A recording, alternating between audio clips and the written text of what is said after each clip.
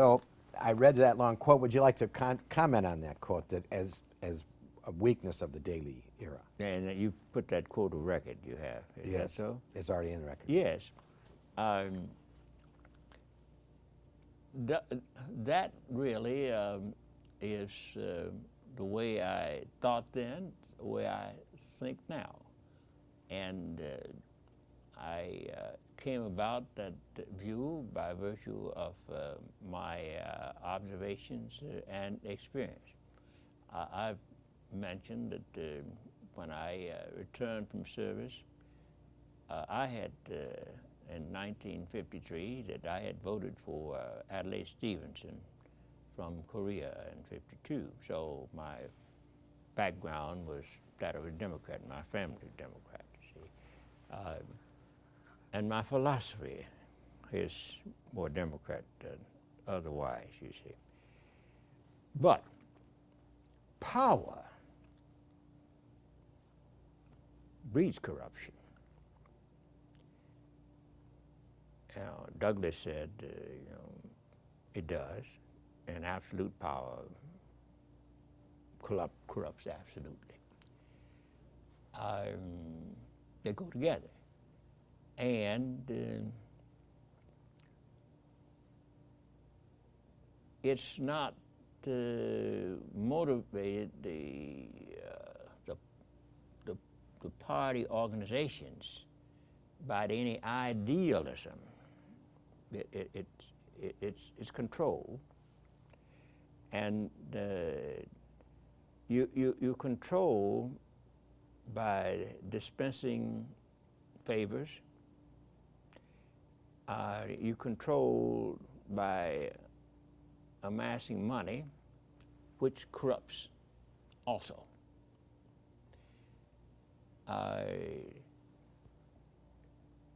You control by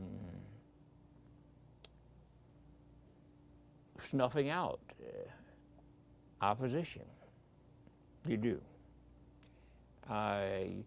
It's not easy functioning as an independent. It's not easy. You have to be strong, because if you're not, and if they find any flanks, any of your flanks that have any openings of vulnerability, they will, of course, wipe you out. That's the nature of politics. It's that way, you see. I survived because I just happened to keep my flanks unexposed.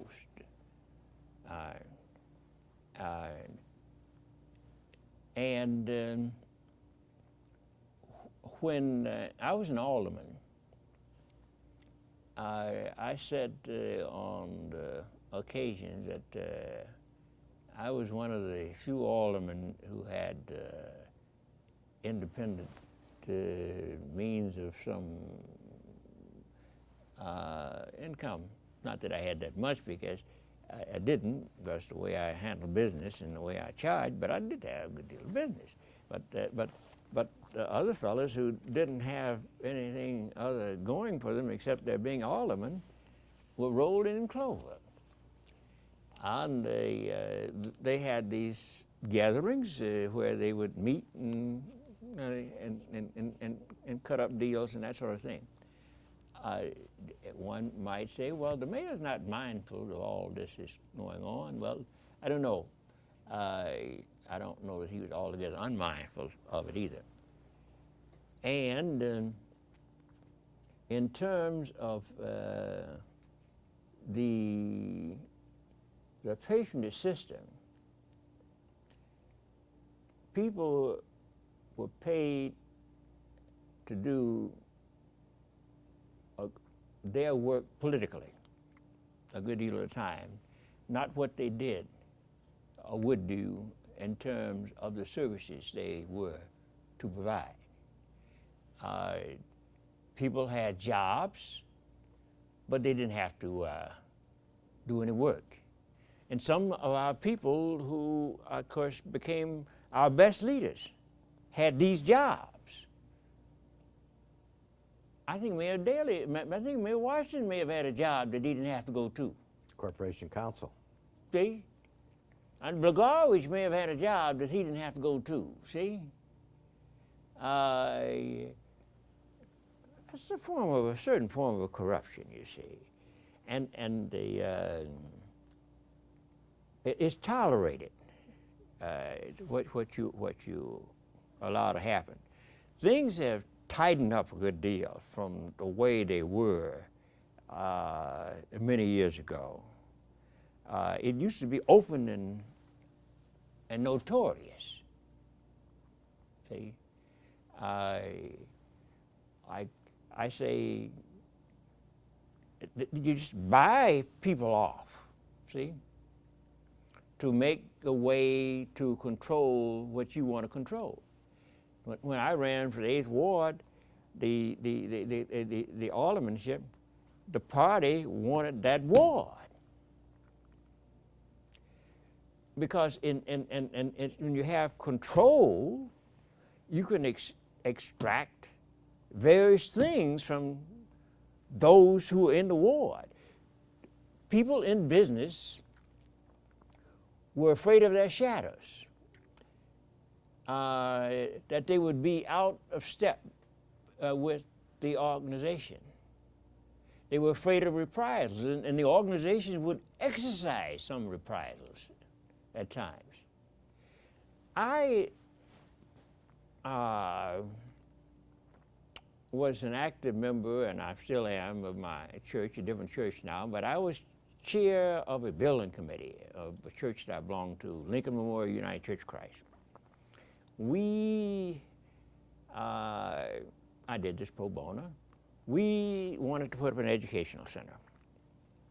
I went in, and this place is at 65th and Champlain. I went in before the Board of Zoning Appeals to get a variation because of the size of the center in terms of the sidelines and land used to be available. And then the Board of Zoning Appeals granted the variation. Months passed by. We never got a decision. So then I went in and I spoke to the mayor's administrative assistant. I forget his name, but he's a lawyer, and we call each other by first name. And to talk to him about this. No, why did I go in and talk to him? I contacted the head of the Board of Zoning Appeals, sent a communication relative not getting. Here's what happened. We got a decision first to grant it, but we didn't proceed within the time frame, and we had to go back. Okay, gotcha. See, we had to go back and appear again. Oh, we appeared this time. Now, months pass by, and we don't get decision. It's the second. We don't get decision. So I contacted the Board of Zoning Appeals chairperson, I forget his name now, and then what he told me, see Mr. Simon. It was Mr. Simon at that time. Ray Simon. That's right, Ray Simon. See Mr. Simon, who is he's and so I go in and I call him Ray, and I go in and I said, I was told by the zoning board appeals chairperson to contact talk to speak to you because we know. He said, well, I want to bring something to your attention. Everything the mayor does is not wrong. That's it. Now, what we're going to do. Now, mind you, they found out that I am the lawyer. Right. Yeah. See, and what we're going to do? We're going to let this go through. But what you should remember is everything the mayor does is not wrong. This is a lesson to me. You see, for that matter. So they controlled everything that moved in terms of what was being done, and people got out of line and they pushed them. So that's when I talk about the corruption, and people give all this money and they get things in return. They do. Now that's in terms of the corruption. One of the big problems in politics, and we're experiencing that right now at all levels of politics, is a vast waste that exists because money is spent unnecessarily and inefficiently, you see.